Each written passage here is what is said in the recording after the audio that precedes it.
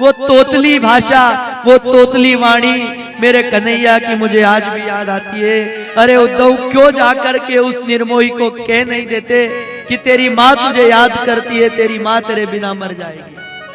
महल के हर एक दीवारों से श्री कृष्ण की आवाज गुंजायमान हो रही है।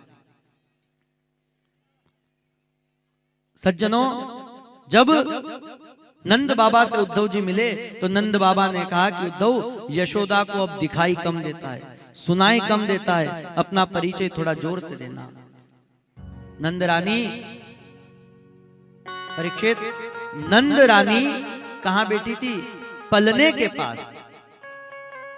जब पलने के पास बैठी थी तो देखा कि कोई आया है, धुंधला दिखाई दे रहा है। जैसे ही उद्धव जी बोलने लगे, मैया प्रणाम करता हूं मैं उद्धव, नंद रानी दौड़ करके आई और उद्धव के मुंह पे हाथ रख दिया। अरे धीरे बोलो, धीरे बोलो। बोले क्यों?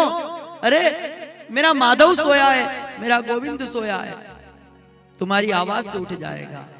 उद्धव जी कहते, मैया उस गोविंद को तो मैं मथुरा छोड़ करके आया हूं। नहीं, मेरा लाला अभी सोया है, अभी मैंने उसको सुलाया है।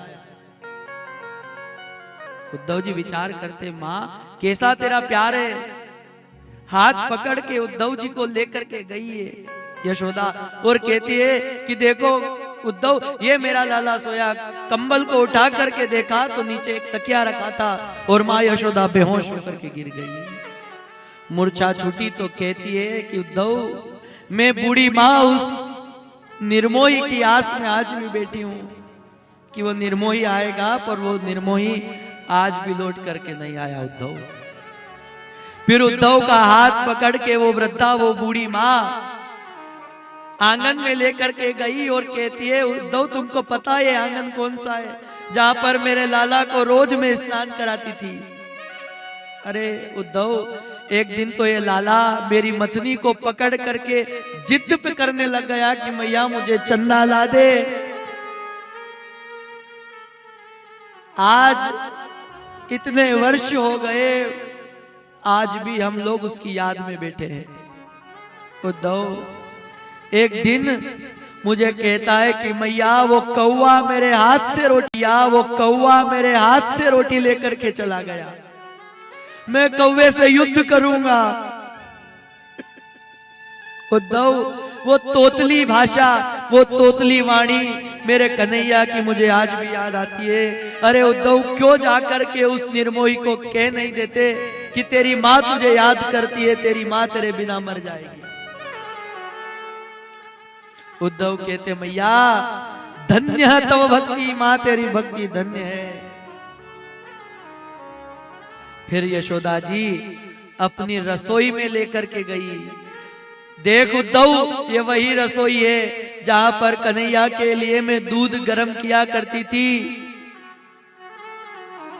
रोटी बनाकर पे उस पे माखन लगा करके मैं लाला को देती थी। लाला कुछ खाता, कुछ गिरा करके चलता था। और देख उद्धव, ये वही उखल है, इसी उखल पर मैंने गोविंद को एक दिन बांध दिया था। मानो वहां पर जो मोर बैठे हैं वो सारे मोर भी आंख से रोने लगे कि माधव, तेरे उस लीला को हम देखना चाहते, तू क्यों नहीं आ जाता। प्रणाम किया माँ यशोदा को, उद्धव ने नतमस्तक हो गया और कहता है, माँ मैं तेरे चरणों के भी काबिल नहीं, मैं तो तेरी चरण की रज को मस्तक पर धारण करूंगा।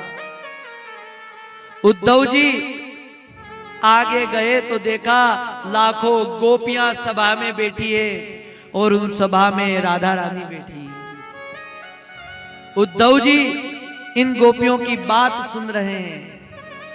एक गोपी कहती है कि सखी, आज कन्हैया मेरे सपने में आया तो मेरी मटकी फोड़ के चला गया। रोज सपने में आता है पर हमारे सन्मुख आने वाला नहीं। सभी गोपियां अपना अपना सपना सुना रही थी, अपना अपना स्वप्न सुना रही थी। उसी समय एक सखी ने कहा, राधा जी क्या आपको गोविंद की याद नहीं आती? क्या आपको सपना नहीं आता? तो राधा जी कहती है,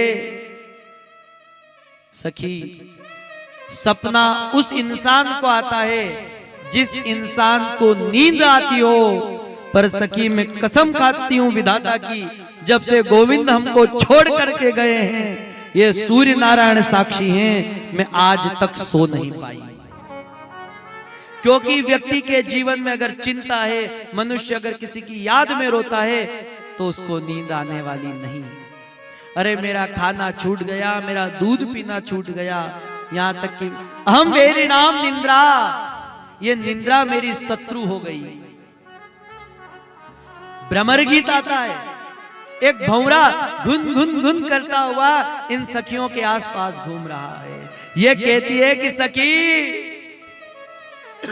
ये भंवरा है, और ये भंवरा भी काला है, और वो कन्हैया भी काला था, और ये जो काले होते हैं ये बड़ी कपटी होते हैं। कन्हैया आज हमारे पास था और कल हमारे पास था, आज मथुरा चला गया। और सखी ये भंवरा भी ऐसा है, आज इस फूल पे बैठा है, कल उस फूल पर बैठ जाएगा। ये हमारे गोविंद के जैसा है। उद्धव जी ने उन गोपियों को ज्ञान दिया कि गोपियों, निराकार ब्रह्म की पूजा करो, वो परमात्मा तो निराकार होता है, उसकी कोई आकृति नहीं होती। तो गोपियां कहती है, उद्धव तुम बड़े ज्ञानी हो, अगर तुमको लगता कि वो निराकार है तो बताओ मेरे घर के बछड़े उसने कैसे छोड़े।